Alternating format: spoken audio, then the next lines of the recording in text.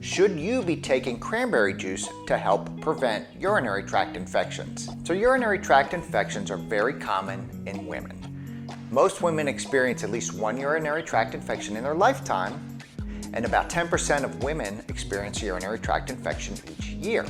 Now, urinary tract infections are usually treated pretty easily with a short course of antibiotics, but some people develop recurrent infections. So you treat it, it gets better, then it comes back. So when those urinary tract infections keep coming back, the treatment often defaults to antibiotics.